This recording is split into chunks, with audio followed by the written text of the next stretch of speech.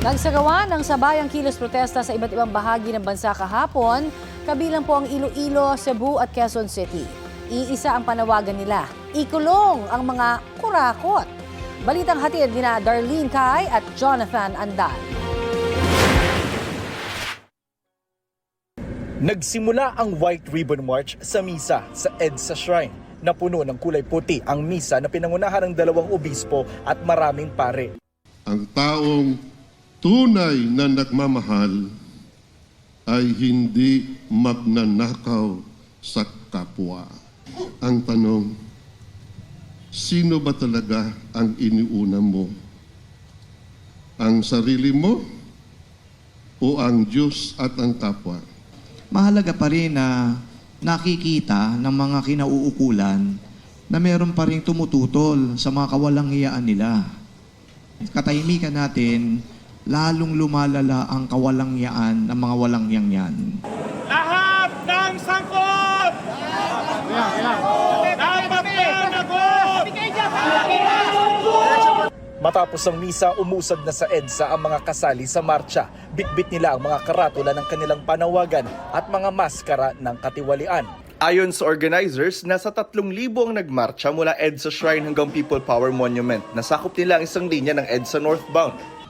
Bata, matanda, pare, kongresista, estudyante, doktor, pati na mga rider, sama-sama sa panawagang sugpuin ang korupsyon, wakasan ang political dynasty at magkaroon na ng electoral reform.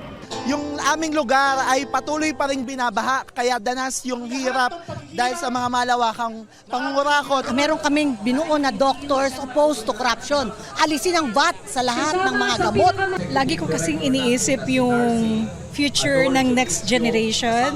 This is my way of helping them achieve their dream. Sumasama ako kasi gusto kong mapakinggan yung mga hinaing nila. Sabi ni Bishop Bagaforo, ang kanilang programa ay bukas sa lahat ng kulay, kaya nga raw white ang kulay ng kanilang kampanya. Inimbitahan din daw nila ang iba't ibang relihiyon. May signature campaign din para sa People's Initiative na bersyon ng Anti-Political Dynasty Bill. Nasa White Plains Avenue sa Quezon City ang entablado kung saan isinagawa ang programa para sa White Ribbon March. Ang prayer rally na ito ay inorganisa ng Interreligious Leaders Council for National Transformation na binubuo ng mga Katoliko, Evangelic, Protestante at mga Muslim, kasama ang ilang civil society organizations. Lumahok sila sa trilyon-peso march noong nakaraang taon at sa pagunita sa EDSA People Power Anniversary noong Pebrero, pero hindi nila sila kontento sa aksyon ng gobyerno para panagutin ang mga sangkot sa maanumalyang infrastructure projects. Mabagal ang pag-usad at parang dinidribble lamang, nandun ang ating pakiusap. Nandito na yung taong bayan. At ang maganda nito, ang panawagan namin bilang mga Pilipino, magkaisa tayo. Hindi sapat ang magdasal lamang para sa pagbabago. Kailangan din natin tumindig. Base sa pag-aaral ng Social Watch, may katiwalian pa rin umano sa 2026 national budget dahil sa mga questionabling items na nakita nila. Natukoy namin ang humigit kumulang 319 billion na questionableng pondo sa mga infra projects.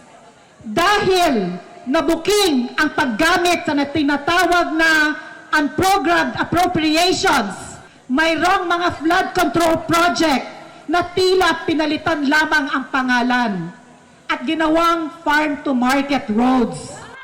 Nasa rally ang mga dating kongresista mula sa mga progresibong grupo gaya ni Lisa Masa, Franz Castro, Teddy Casino sa Turo Ocampo.